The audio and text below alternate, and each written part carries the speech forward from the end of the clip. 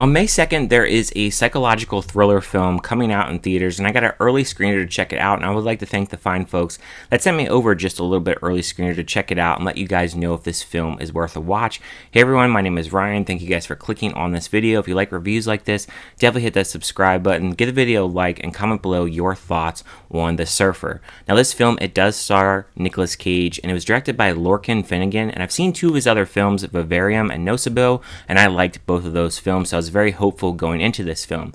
Now, what is this film about? Well, it's about Nicolas Cage's character. Him and his son go to this Australian beach, and they want to surf. When they get there, these locals don't want them to surf, and so they have these conflict with these different surfer group that does not want them to surf.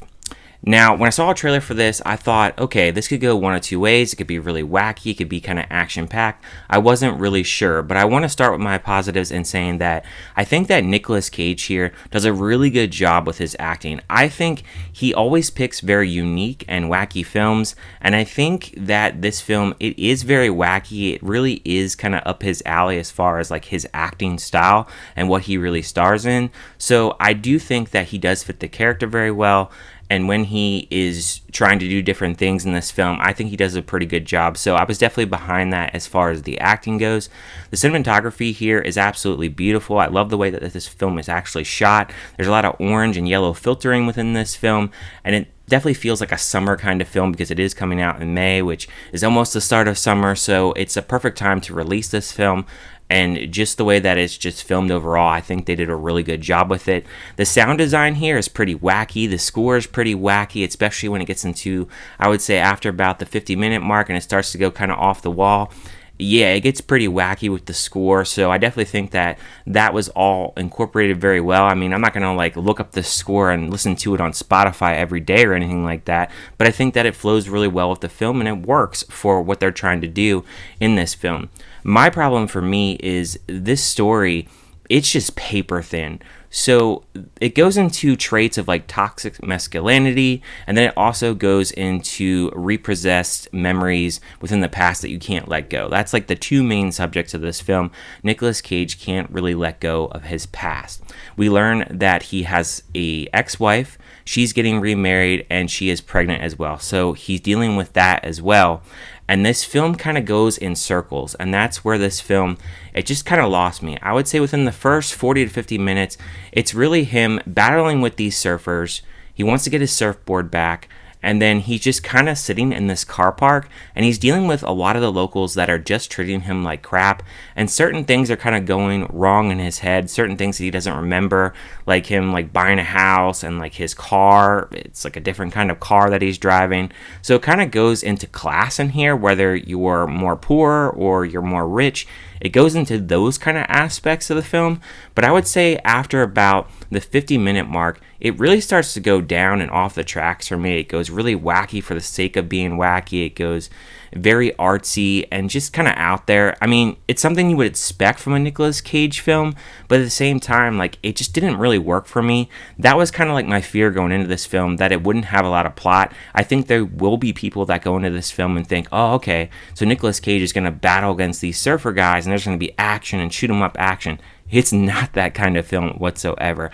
It's really a lot of psychological thriller type of aspect where it's going into the psyche of the brain and how someone actually feels and how they think and how certain things aren't really going as planned, and that's really where it goes into Nicolas Cage's head.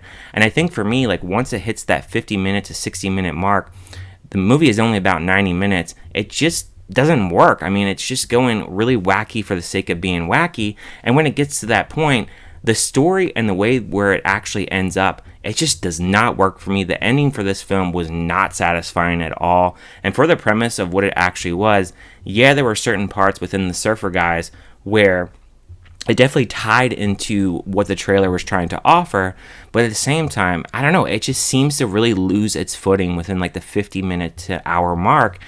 And then it just kind of doesn't have much story. It runs out of steam and it's just doing all these weird things on screen and weird visuals and hallucinations and flashbacks, and it just lost me. And that's a shame because I think this film could have been a lot more polished.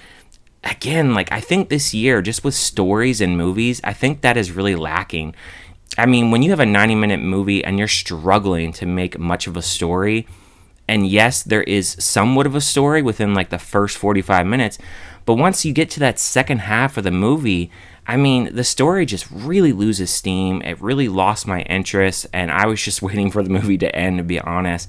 So when it comes down to it, I really didn't like this movie all that much. As far as a score, I'm going to give it a 2 out of 5, and that is mainly because I don't think the movie is a complete disaster. It's not going to be on my worst list or anything, mainly because I think Nicolas Cage does a good job with his acting.